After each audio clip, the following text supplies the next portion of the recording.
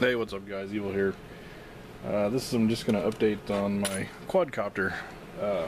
Picked up a new receiver. This is really dark. There we go. I picked up a new receiver from the quadcopter.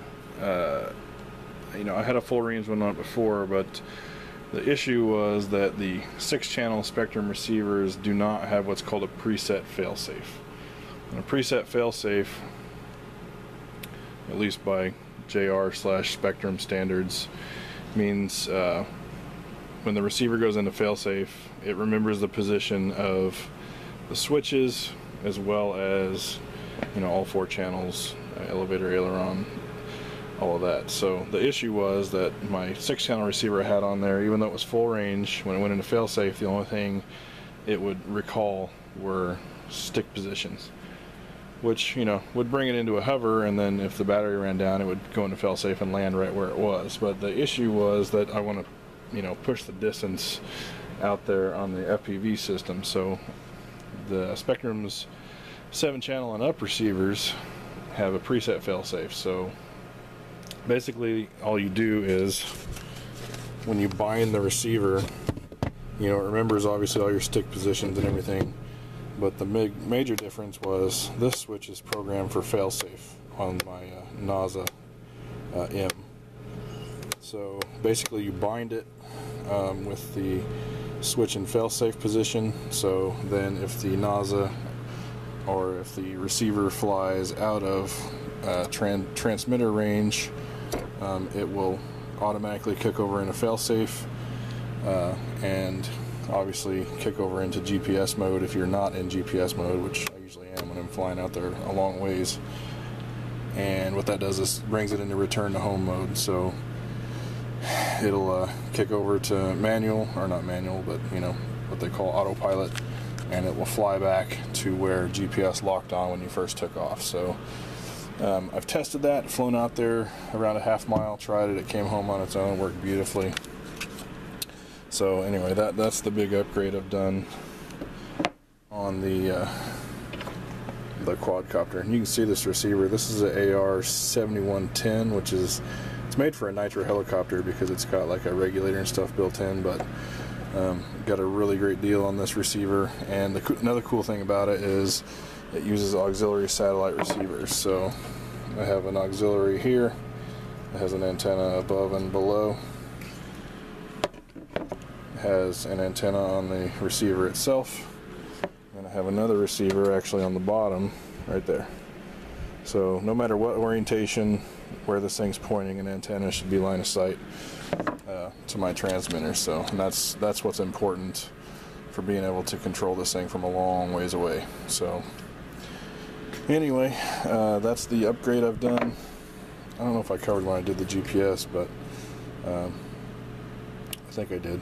Anyway, if I haven't, I did do the Naza GPS upgrade, which is probably the best upgrade I've done so far, and it really gives you the confidence to push the distance on my FPV system. Again, these are the Fat Shark Predator V2s, 250 milliwatt, 5.8 gigahertz. I have the Spironet antennas on the way from China. I don't know when those will be here, but that will greatly improve video quality. Anyway, I went ahead and I flew today, and I recorded it on GoPro so you guys can watch a nice, clear, static-free video that I did not have on my actual flight. So anyway, enough blabbing. I'll get to the flight. It was a really nice day for it. It was shot with the Hero 2 at 60 FPS, and the video is, when it's sunny like this, it's really beautiful. So anyway, enjoy the flight. I'll catch you guys on the next one.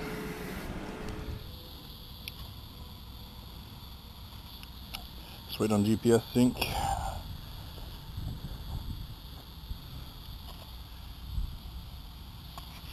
One solid green, we're good.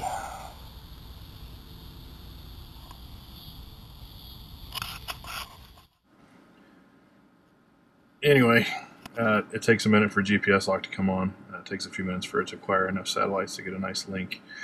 And then I'm hand launching here because I don't have any type of landing gear to hold the airframe up over the GoPro, so it'll be hand launch and hand catch landing, which is assuming everything's going to come back okay, right? If it crashes, it's not going to matter what kind of landing gear is on it. So we're taking off. Really nice day to fly. Just a light breeze, lots of sunshine. This is full tilt. That's as fast as it'll go in GPS mode. Just gonna fly out over 29 highway here.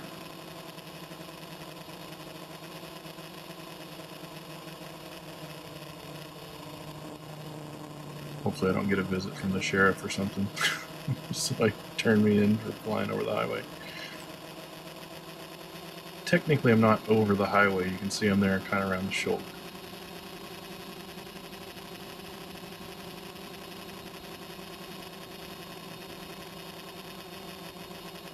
This is probably around half to 3/4 mile mark. And I only know that because I've ridden around here on my ATV and just done some GPS waypointing, so I can, just by visual landmark, I can see how far I am away until I get confident with this thing. Flying into the sun here. This would be hard if you were really doing it. Hopefully the camera isn't affected too much by it.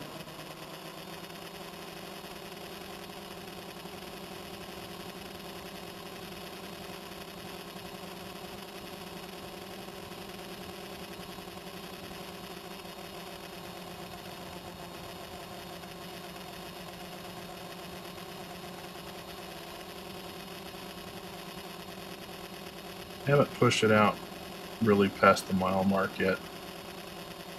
I'm just going to make sure, probably going to wait until I get my new antennas for the FPV system and have those good and tested, because right around here it was fairly staticky. There was a couple points where I actually lost video sync, and then I turned the quad and it would come back, so I don't know if maybe the GPS puck was getting in the way, whatever. It was kind of breaking it up. But once I turned westbound here, I had video again. This whole time I'm climbing.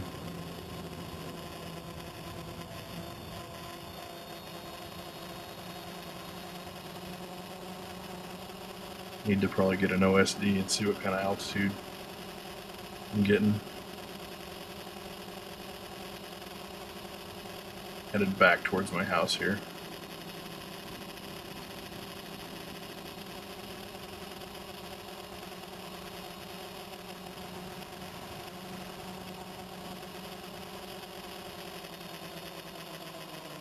And here I just let it hover, and just going to take a quick peek around. You guys out west, you're going to see how flat it is here in the Midwest. I was also airing out my goggles right here. They started to fog up a little bit, so a little bit of hover time gave me time to take them off and let them air out. Really fighting with that. I'm going to keep working, try and figure out a solution to stop that from happening. It's pretty high up there right now.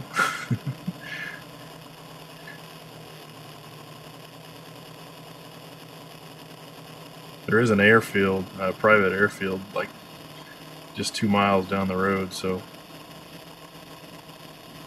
I don't know how high I can fly legally without interfering, but I'd sure hate to have somebody's Cessna run into it or something.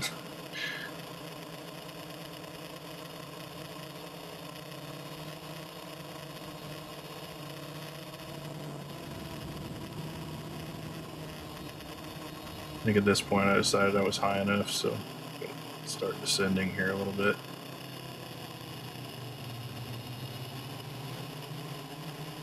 It's always kind of shaky coming down.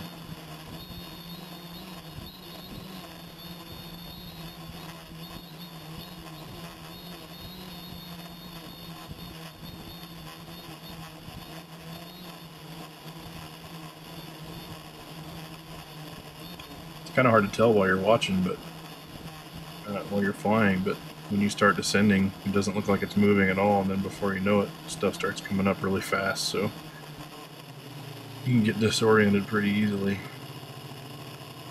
And actually, when I'm flying in here, you'll see that through my goggles I can't see these power wires at all, but here in the the HD video you can see I get pretty close to them when I come in. Right there. At least it wouldn't have been too far of a fall.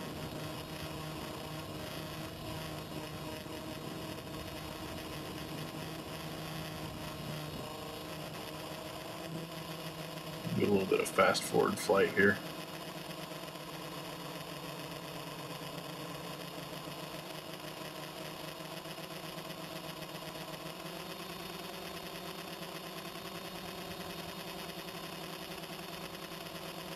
That's full tilt as fast as it'll go in this mode.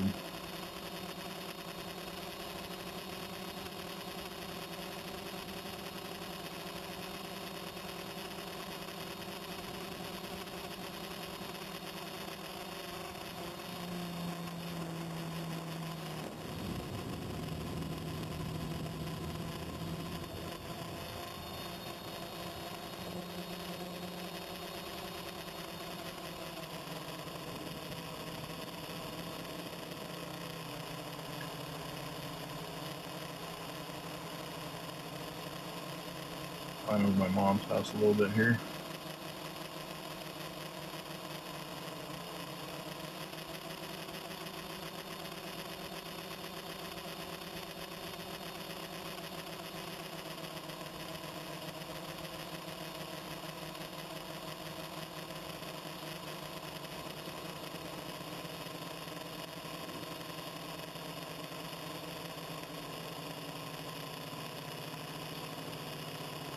And we're going to drop it here between these trees. Funny, I get close to this tree here too. I'm looking around. Oh crap, not where I thought I was. Better scoot away there.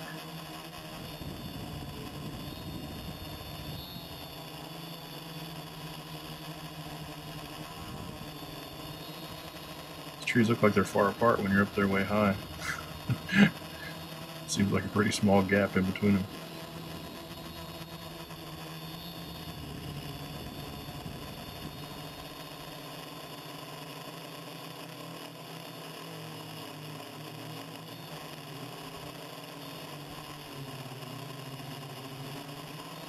And just bringing it in here. I'm going to try and get it into a solid hover so I can snatch it out of the sky.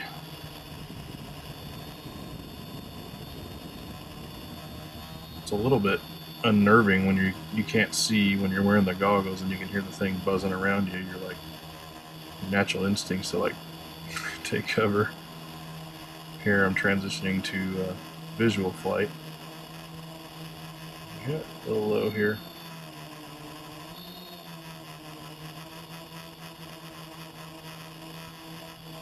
At this point I'm just trying to get it to sit still so I can grab it. The GPS keeps trying to correct and it's flying away from me, so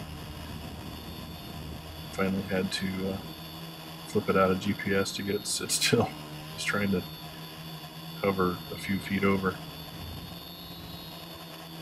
Fighting over it. About here I clicked it out so I could grab it. And throttle down. Not a bad flight. 9:45 on the clock. First stage failsafe has hit, so not going to be getting much more than the 10-minute flights out of this thing. At least when you're flying it fairly hard. Good flight.